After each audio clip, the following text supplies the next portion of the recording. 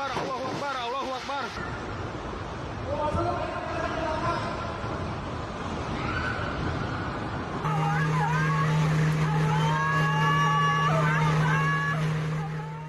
Inilah detik-detik ketika angin puting beliung menerjang wilayah perbatasan Kabupaten Sumedang dan Kabupaten Bandung, Jawa Barat. Dalam video amatir yang berhasil direkam oleh warga, terlihat benda-benda yang dilewati oleh angin puting beliung tersapu dan beterbangan.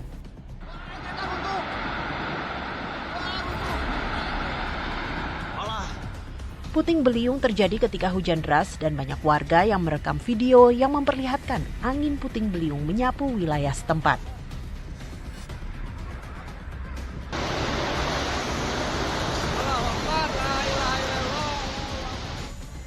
Salah satu rekaman video juga memperlihatkan atap bangunan pabrik PT KH-Tex di wilayah Sumedang rusak tersapu angin puting beliung.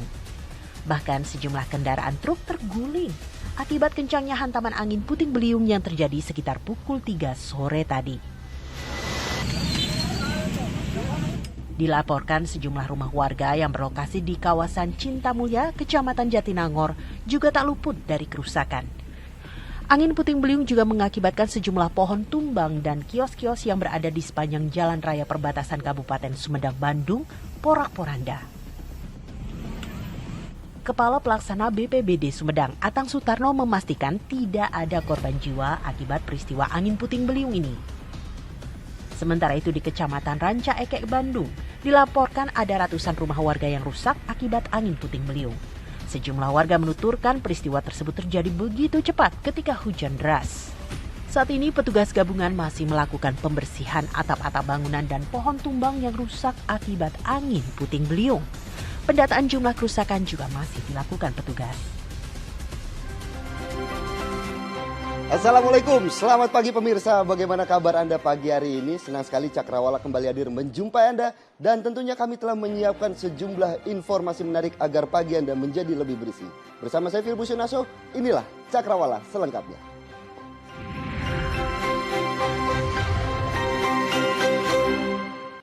Ya pemirsa, belasan mobil terjaring razia parkir liar di kawasan Tanah Abang, Jakarta Pusat.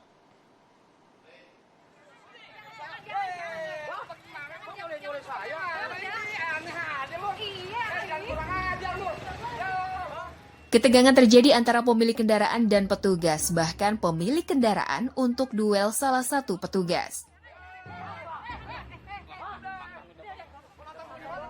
Untungnya, bentrokan tersebut dapat dilerai oleh para petugas TNI dan petugas Dishub lainnya.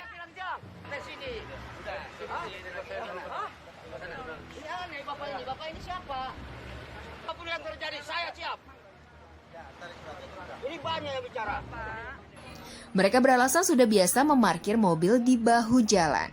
Namun, setiap mobil yang melanggar parkir di bahu jalan maupun trotoar atau tidak pada tempatnya harus ditindak dan diderek sesuai Perda Nomor 5 Tahun 2014 tentang perparkiran. Setidaknya dalam razia kali ini, 15 mobil diderek oleh petugas. Nantinya, mobil-mobil tersebut dibawa ke lapangan Irti Monas, Jakarta Pusat. Sementara itu, dua pencuri sepeda motor menodong dan menembakkan tembakan senjata api ke arah korban saat kepergok oleh pemilik motor. Para pelaku beraksi di siang hari dan terekam kamera pengawas. Berdasarkan rekaman kamera pengawas terlihat, dua orang pria yang merupakan komplotan pencuri sepeda motor beraksi di Jalan Kemagisan Pulo, Palmerah, Jakarta Barat. Namun naas, aksi kedua pelaku terpergok oleh pemilik motor. Pelaku yang panik langsung menodongkan serta menembakkan senjata api ke arah korban. Setelah gagal mencuri motor hasil curiannya, kedua pelaku langsung kabur untuk menghindari amukan massa. Kita di depan CCTV. Kebetulan motor ada 3 di sini. Terus ya pas lagi naik motor itu, kebetulan teman saya punya motor, pas dia langsung lari ke bawah. Pas lari ke bawah, saya ikut dari belakang. Cuman pas posisi ada tembakan itu, saya masih di atas. Pelakunya berapa orang dia, Bang? 2 orang. Tidak ada korban jiwa ataupun luka akibat penembakan tersebut. Korban telah melaporkan kasus ini ke pihak kepolisian. Ya pemirsa, 3 pencuri motor diringkus oleh Polres Wajo, Sulawesi Selatan. Mirisnya, 2 pelaku masih berusia remaja. Tenang. Pencuri motor ini diringkus di tempat indekosnya di wilayah Tempe Wajo, Sulawesi Selatan. Ia berkomplot bersama 2 pelaku lain yang mirisnya masih remaja. Setelah menangkap pelaku bernama Burhanuddin, usia 42 tahun, polisi menangkap 2 pelaku lainnya di tempat berbeda.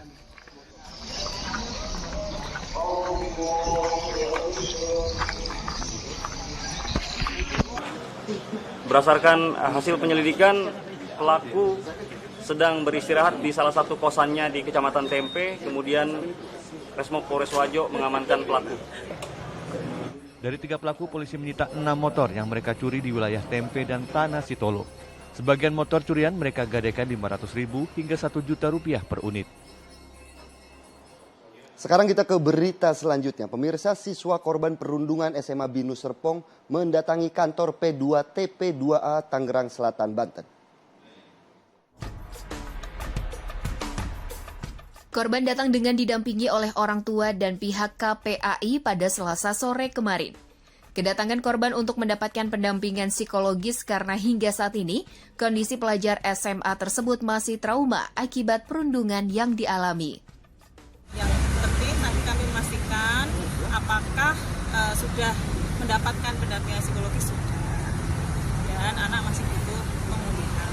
Jadi mohon dibantu ya kerjasamanya dari teman-teman semuanya untuk mengkondisikan agar anak biar pulih secara psikologis dan fisik.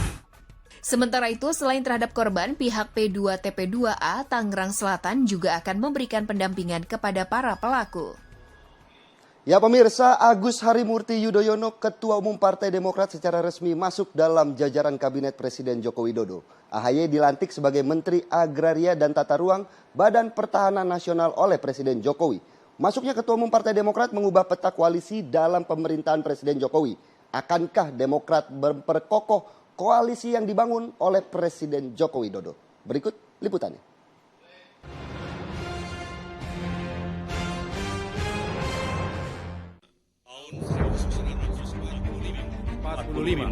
Serta Presiden Joko Widodo secara resmi telah melantik Agus Harimurti Yudhoyono sebagai Menteri Agraria dan Tata Ruang Badan Pertanahan Nasional (ATR BPN).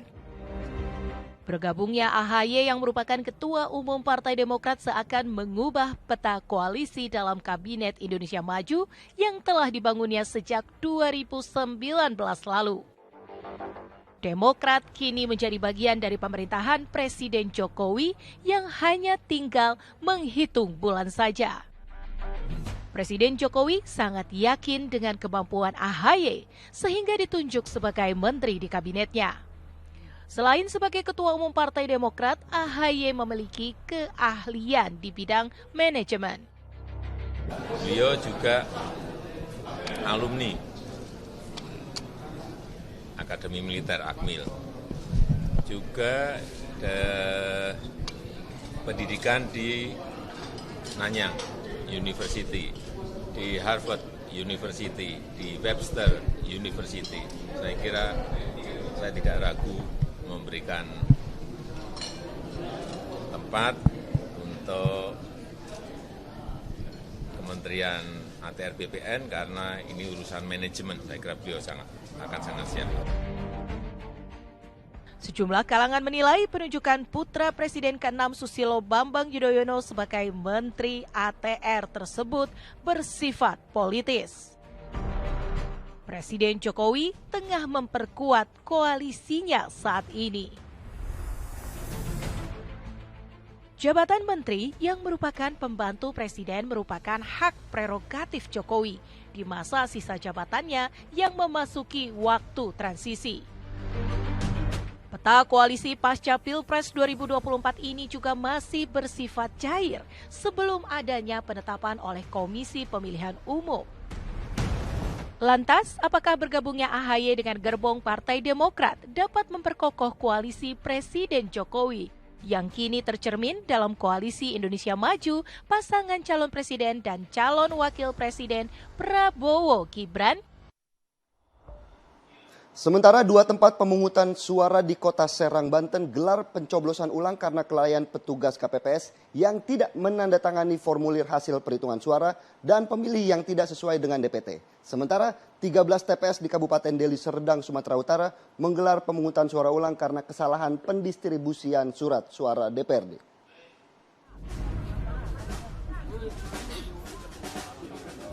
Beginilah suasana pemungutan suara ulang di TPS 01, Kelurahan Banjarsari, Kecamatan Cipocok Jaya, Kota Serang, Banten.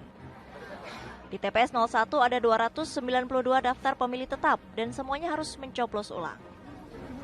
Masyarakat sempat kecewa adanya PSU karena kelalaian petugas KPPS, bukan mereka.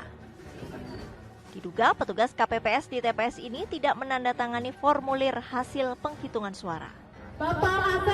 Tanya persoalan itu, ada pula indikasi pemilih yang mencoblos pada 14 Februari lalu tidak sesuai dengan daftar pemilih tetap. Meski akan berpengaruh pada angka partisipasi pemilih, petugas memaksimalkan agar minat warga memberikan hak pilih antusias.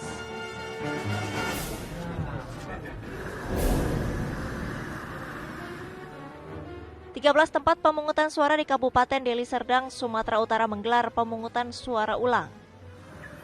PSU digelar karena kesalahan petugas dalam mendistribusikan surat suara DPRD. PSU tersebar di TPS 4 Desa Batangkuis, di mana lokasi ini adalah satu dari 13 TPS di Deli Serdang yang menggelar PSU. Di TPS ini terdapat 245 DPT.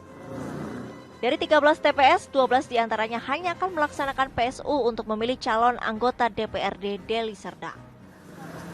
Sedangkan satu TPS, yakni TPS 5 di Desa Tadukan Raga STM Hilir, melaksanakan PSU untuk memilih calon presiden dan pemilihan legislatif semua jenjang. Ya pemirsa, hingga hari ini sudah ada 3 orang anggota KPPS di Kota Bandung, Jawa Barat yang meninggal dunia akibat kelelahan. Sementara di Sumeneb, Jawa Timur, seorang anggota KPPS meninggal dunia usai mendapatkan perawatan selama 5 hari.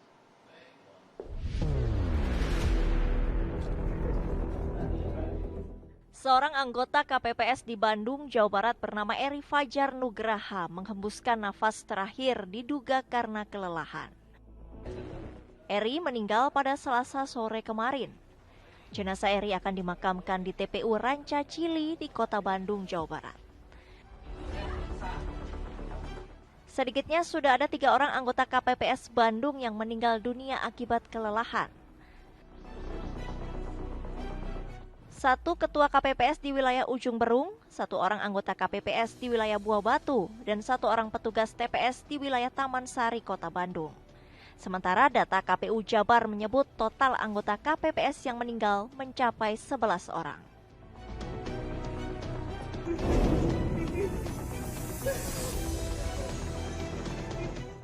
Isak tangis keluarga mewarnai proses pemakaman Prayoga Febrian Perdana Putra, salah seorang anggota KPPS Desa Batang-Batang Daya, Kecamatan Batang-Batang, Kabupaten Sumeneb, Jawa Timur. Sebelum meninggal, Yoga sempat meriang. 3 hari berselang, sakitnya semakin parah hingga harus dilarikan ke rumah sakit. Yoga menghembuskan nafas terakhirnya di rumah sakit pada Selasa dini hari setelah mengalami sesak nafas. Yoga sebelumnya tidak memiliki riwayat penyakit. Bahkan saat mendaftar, kondisi kesehatannya stabil. Diduga Yoga meninggal dunia akibat kelelahan saat bertugas menjadi anggota KPPS.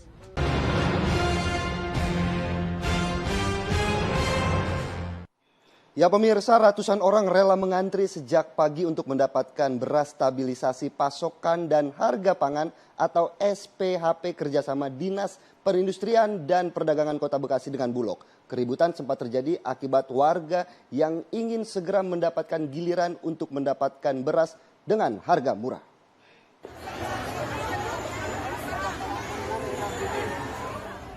Melonjaknya harga beras di pasaran hingga Rp16.000 per liter membuat warga yang didominasi perempuan berburu beras murah hingga ke kantor Camat Bekasi Barat.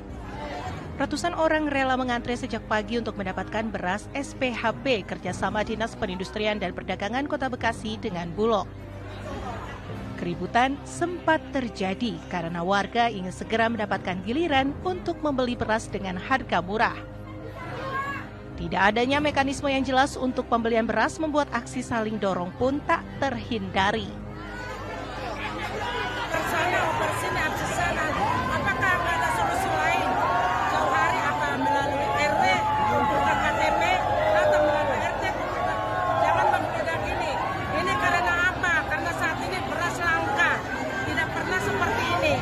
Bantuan apapun di sini nggak pernah sebanyak ini. Panik di sini, ya kan? Ya kan biasanya nanti jam 8, oke lah kita setengah 8 kan udah cukup ya kan? Harusnya begitu datang absen, ya kan? Yang benar seperti itu, Ibu. 5 kg beras bisa dibeli warga seharga Rp53.000. Satu orang warga hanya boleh membeli maksimal 2 kantong atau 10 kg beras. Warga berharap pemerintah dapat segera menurunkan harga beras sehingga mereka tak perlu lagi mengantre untuk membeli beras murah. Di sejumlah daerah di tanah air, warga rela mengantre hingga berebut untuk mendapatkan beras bulog di operasi pasar murah. Di Kabupaten Sumedang, Jawa Barat misalnya, meski hujan turun, ratusan orang tetap rela mengantri dan membeli beras. Sementara itu, kondisi tak jauh berbeda terjadi di Banyuwangi, Jawa Timur, di mana warga rela mengantri untuk mendapatkan bahan-bahan pokok seperti beras, gula, minyak goreng dengan harga di bawah pasaran.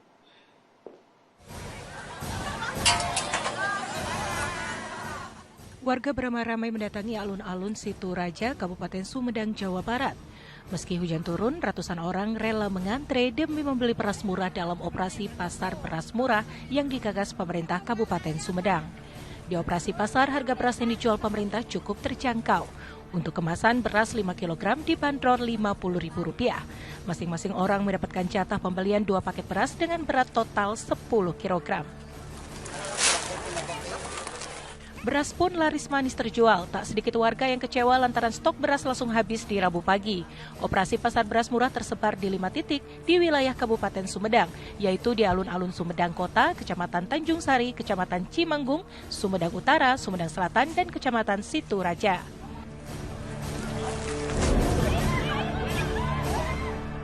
Sementara itu di Cianjur, Jawa Barat, kondisinya tak jauh berbeda. Ratusan orang rela menunggu sejak pagi hari sebelum bazar pangan murah dibuka. Warga khawatir tidak bisa mendapatkan beras yang dijual Rp53.000 per 5 kg. Satu orang warga bisa membeli beras maksimal 10 kg saja. Gerakan pangan murah yang dikelar pemerintah Cianjur bersama Bulog Cianjur juga menjual telur, minyak goreng, ayam, dan sayur mayur. Tak sampai 3 jam, semua komoditi laris manis diborong pembeli. Gerakan pangan murah dilakukan serentak di 32 kecamatan di Cianjur. Diharapkan kehadiran gerakan pangan murah dapat membantu masyarakat memenuhi kebutuhan bahan pokok. Gerakan pangan murah akan terus dilakukan hingga menjelang bulan Ramadan. Ratusan orang berbondong-bondong mendatangi pasar murah yang dikelar pemerintah Kabupaten Banyuwangi dan Bulog di kawasan Pasar Banyuwangi Rabu pagi. Warga rela mengantre untuk mendapatkan bahan-bahan pokok seperti beras, gula, dan minyak goreng dengan harga di bawah pasaran. Harga beras medium misalnya yang kini sedang naik di kisaran angka Rp80.000 per 5 kilogramnya di pasar murah hanya dijual dengan harga Rp51.000 per 5 kilogram. Gula dapat dibeli dengan harga Rp15.000 per kilogram dan minyak goreng dengan harga Rp14.000 per liter. Tujuan digelarnya pasar murah adalah untuk menekan sejumlah harga bahan pokok yang kian melambung tinggi. Operasi pasar murah rencananya akan digelar secara bergantian di sejumlah titik per kecamatan.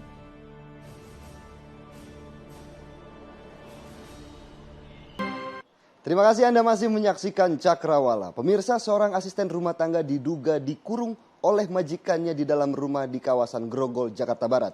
Aksinya ini pun viral di media sosial.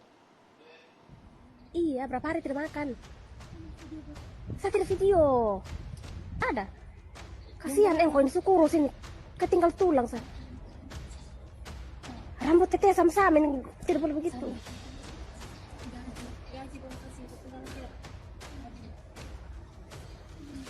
Beli makan, kan tidak bisa keluar beli makan.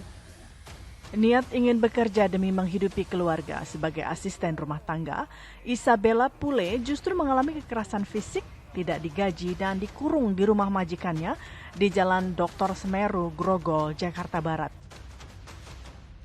Video evakuasi korban ini pun viral setelah video yang direkam saudara korban ini diunggah di media sosial. Isabella yang berasal dari NTT ini baru bekerja 6 bulan di rumah majikannya itu. Selama bekerja, ia kerap tidak diberi makan, mendapatkan kekerasan fisik dan tidak digaji tanpa alasan yang jelas. Kalau yang resmi ya saya tahu 2. Suami istri saja? Bukan. Masih lajang, belum menikah. Cuma ada 2 orang. Iya. Dan dia waktu pas mempekerjakan mbaknya ini, laporan ke ibu nggak, Bu? Enggak. Jadi ibu sudah tahunya udah ada kejadian itu, baru tahu ada pembantu itu. Korban berhasil dievakuasi setelah saudaranya datang untuk menyelamatkan korban dan melaporkan peristiwa ini ke pihak kepolisian. Polisi kini telah memeriksa 2 majikan korban dan sejumlah saksi lainnya. Kasus ini pun kini ditangani kepolisian di Polres Metro Jakarta Barat. Sementara itu, seorang siswi SMP menjadi korban kejahatan seksual di lokasi wisata Hutan Bakau, Pantai Permata, Probolinggo, Jawa Timur. Pelaku berpura-pura akan mengantar korban pulang menggunakan sepeda motor. Dan kabar tadi sekaligus menutup jumpa kita hari ini. Besok Cakrawala akan kembali di waktu yang sama. Akhir kata saya Filipus Yonaso pamit undur diri. Selamat pagi, selamat beraktivitas dan wassalamualaikum. Masih ditahan itu. Seorang pria pelaku kejahatan seksual ditangkap di lokasi wisata Hutan Bakau Pantai Permata, Probolinggo, Jawa Timur. Korbannya, seorang siswi SMP yang sedang pulang sekolah, lalu dihampiri dan dibujuk akan diantar ke rumah menggunakan sepeda motor.